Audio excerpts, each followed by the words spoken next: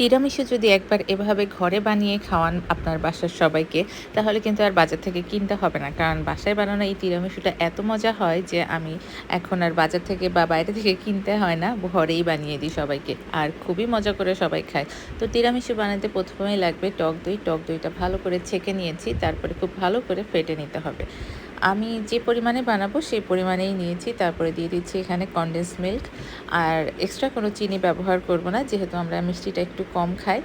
এই condense milk দিয়ে বানাইলে তিরামিসুটা এত পারফেক্ট ব্যালেন্স হয় চিনি ছাড়া, খুবই ভালো লাগে খেতে, আবার বেশি করে খাওয়াও যায়। অনেক মিষ্টি হলে হয় কি খাইতে ইচ্ছা করে না। এরপরে দিয়ে দিচ্ছি ক্রিম চিজ। ক্রিম চিজটা আমি বাজার থেকে কিনেই নিয়ে এসেছি। আপনারাও এরকম কৌটার মধ্যে ক্রিম চিজ পাবেন, সেটা নিয়ে আসতে পারেন। আবার ঘরেও বানায় নিতে পারেন। আমার ঘরে বানানো একটু ক্রিমও দিয়েছি, তবে সেটার ভিতরে চিজ ছিল না, তাই জন্য অল্প একটু দিয়েছি। আর একটা ক্রিম চিজের ছোট একটা কৌটা পুরাটাই দিয়ে দিয়েছি। এবার খুব ভালো করে এটা ফেটতে হবে। ফেটার পরে লাগবে হচ্ছে আমাদের মিল্ক মেরি বিস্কিট। আর এই মিল্ক মেরি বিস্কিটটাও ব্যবহার করবেন, কারণ এটাই খুব ভালো যায়। অন্য বিস্কিট দিয়ে আমি ট্রাই করেছি, ভালো হয়নি।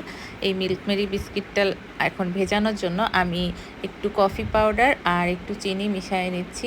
তার ভিতরে দিচ্ছি গরম পানি, এটাতে ভালো করে মিশিয়ে নিব। কারণ শুধু কফি পাউডার দিলে হবে কি, চিনিটা না দিলে অনেক বেশি তেতো হয়ে যেতে পারে, সেজন্য একটু চিনি দিয়ে দিলাম, যাতে বিস্কিটটা ভেজার পরে খুব বেশি তিতা ভাবটা না থাকে। যেহেতু আমি আর কোনো মিষ্টি দিচ্ছি না, এখন আমি ওই বিস্কিটটা ভিজায়ে যেটাতে আমি বানাবো তিরামিসু, সেই বোলটাতে একটা লেয়ার ভালো করে ভিজিয়ে এভাবে ভরাট করে দিব। তারপরে ওই যে ফেটে রাখা ক্রিম চিজ দইয়ের মিশ্রণটা এক লেয়ার সুন্দর করে দিব। বেশি চাপাচাপি বা কিচ্ছু করা যাবে না, আলগোসে শুধু দিয়ে যাব।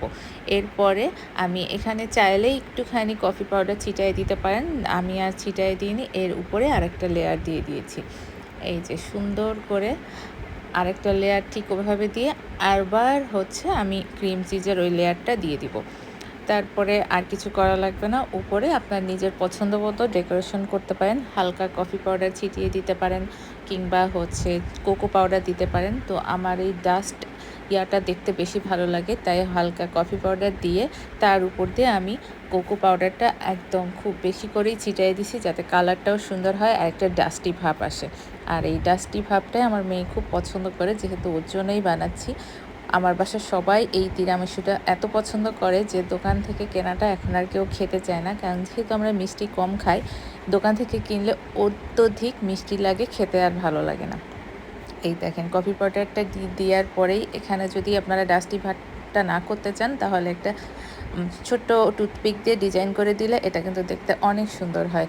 যাই হোক, আমাদের যেহেতু ডাস্টি ভাবটাই বেশি পছন্দ, তাই বেশি করে কোকো পাউডার দিয়ে দিয়েছি। তারপরে এটা আমি কম করে হলেও 10 থেকে 12 ঘন্টা ফ্রিজে রাখি, নর্মাল রেফ্রিজারেটরে। তারপরে বের করার পরে দেখেন রাতে বানিয়ে রাখি, সকালবেলা বের করি। তো 10-12 ঘন্টা হয়েই যায়। এই দেখেন কি সুন্দর হয়েছে। আর এটা খেতে যে কি মজা হয়, একবার বানায় না খেলে বিশ্বাস করবেন না। সবাই ভালো থাকবেন। আল্লাহ হাফেজ।